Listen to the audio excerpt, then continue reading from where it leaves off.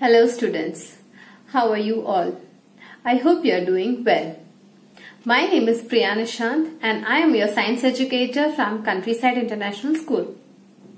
Today we are going to learn about photosynthesis, that is food making process in plants.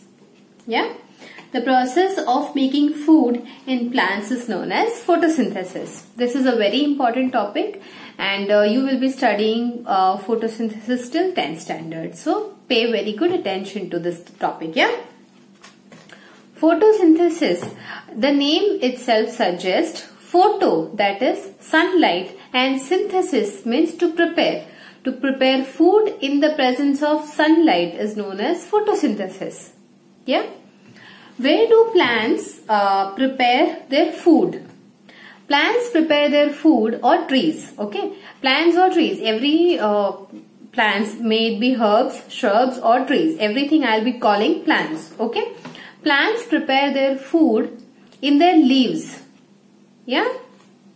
So photosynthesis obviously occurs in leaves only. Not only leaves, if in certain plants, certain climbers, etc., if the stems are also green color, then photosynthesis will occur in that part as well.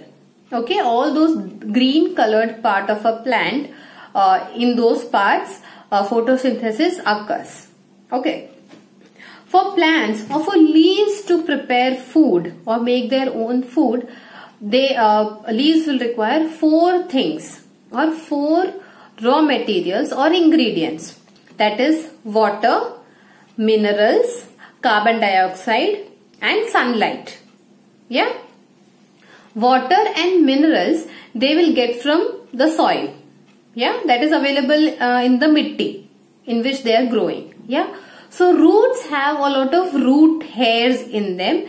These root hairs or these roots will absorb the soil and nutrients and they will provide it to the leaves.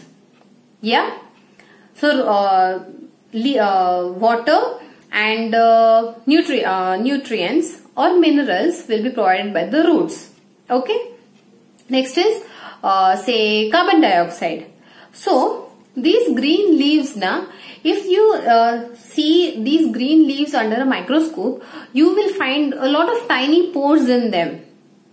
These tiny pores are known as stomata or stomata. These pores will take in the carbon dioxide which is present in the air.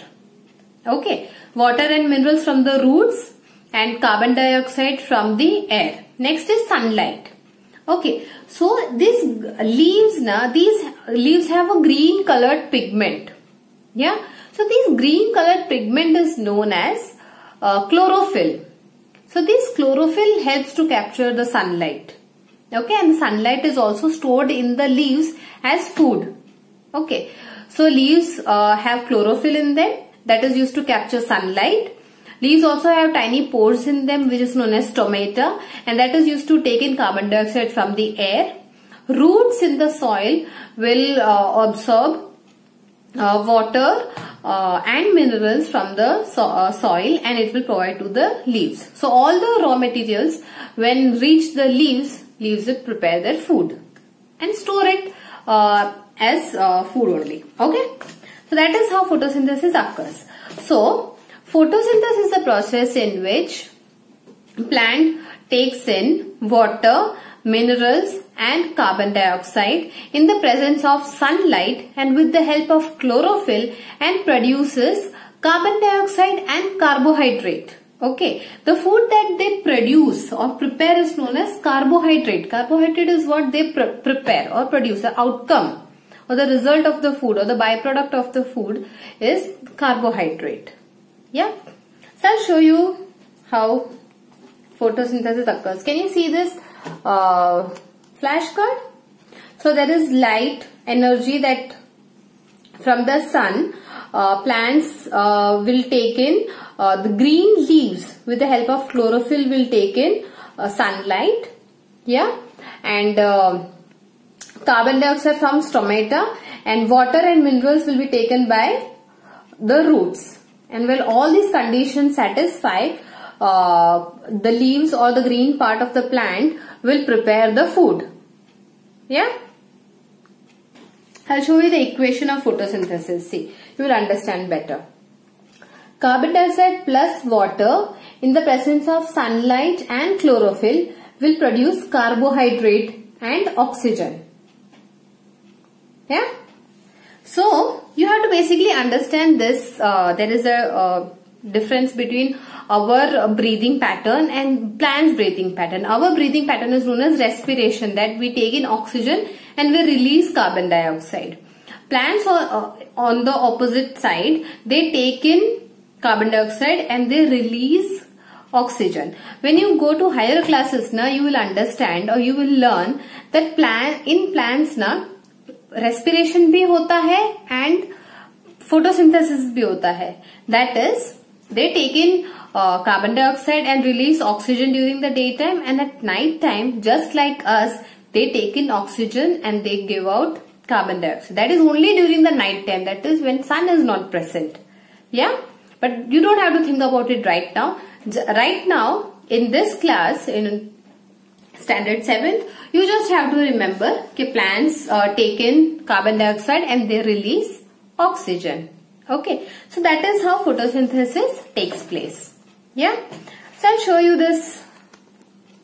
See, this is a picture of a leaf. So if you take a tiny section of leaf and then if you enlarge it in a microscope, you will find that the small opening in the leaf is known as stomata. Okay, stomata. This is how stomata looks. And around that opening there is another kind of cells that is known as guard cells. These are guard cells. This you can see, right? This dot. That around that opening they will have a particular kind of cells that is known as guard cells, which basically does guard or protection of the stomata. Okay, this is how the stomata looks with the opening and the guard cells. Okay. So I'll ask you something. So when you think of a tulsi plant or say kadi patta or small herbs or shrubs, so it is easy, okay, to think that roots say they will get water and minerals and they will reach plants to the leaves somehow. Now just imagine a coconut tree. How tall a coconut tree is, right? So the water and the minerals available that the roots will take in, absorb it, right? But how will they make that water and minerals to reach the leaves? That is so up above. The leaves are so high, isn't it? So how will they reach there? Yeah. So there are specially designed cells and tissues in plants known as xylem and phloem. You will learn about this in detail in 11th chapter. As of now, you just have to think that there are specifically designed tissues and cells or vessels that do this transportation process, just like pipeline. In our homes, if we are living in apartments, from ground floor, water reaches our kitchen, right? Through pipes, In the same way, this pipe-like structure runs throughout the throughout the body of the plants or trees, and from roots they will carry water and minerals to the leaves, and once the leaves produces food or carbohydrate is made in the plant, these leaves have to transport food also to all parts of the plant, So that kind of transportation also happens through these specifically designed stem-like structures or tissues. Okay, about which you will learn in detail. As of now, you just have to think pipe-like structures hote hain, from where up and down transportation happens. Yeah. So, in the absence of sunlight, plants store the sunlight as food in their body. Just imagine we also store vegetables and all food items in the fridge. Okay, so if now that shops are closed, if we want to make food in any case of emergency, we can survive, right? In the same way, plants also store sunlight because it is not available always. Yeah, carbon dioxide, water and minerals is available always, but sunlight is not available always. So plants also store sunlight as food in themselves. Yeah. So sunlight is also known as the major source of energy or the ultimate source of life. In the absence of sunlight, plants will not be able to make food, and if plants cannot survive, there would be no life on earth, because each and every living organism is dependent on plants only. Okay. So, all the basic minerals, yeah, will be available from the roots. Okay, I have told you, right? But there is one mineral known as nitrogen. Yeah, these nitrogen, this is available in abundance. You have seen the majority of gas present in the atmosphere is nitrogen, right? But plants, they cannot absorb nitrogen from the atmosphere directly. Okay, and nitrogen in various forms will be available in the soil.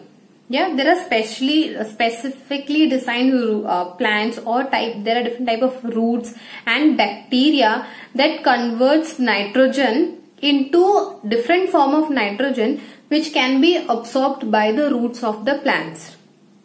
Yeah, for example, nitrogen is an atom which is known as N2. N2 is the chemical formula of nitrogen that is freely available in atmosphere. Yeah. But this N2, these plants cannot directly absorb N2 or nitrogen atom from the atmosphere. So, there are different ways in which this nitrogen is absorbed by the roots. Okay, that you will learn in higher classes. There are many bacteria that converts nitrogen according to the needs of the plants. Yeah. Also, farmers or those who cultivate, or if we are growing plants, we can also add natural or artificial fertilizers to the soil, which will be rich in these minerals, which will be rich in nitrogen, so that nitrogen plants will absorb and they will prepare their food. Okay, I hope it is clear to you. That is all for today. In the next section, we will be discussing about other modes of nutrition in plants, that is heterotrophic mode of nutrition and saprotrophic mode of nutrition. Yeah. Up till then, take care of yourself. See you. Bye-bye.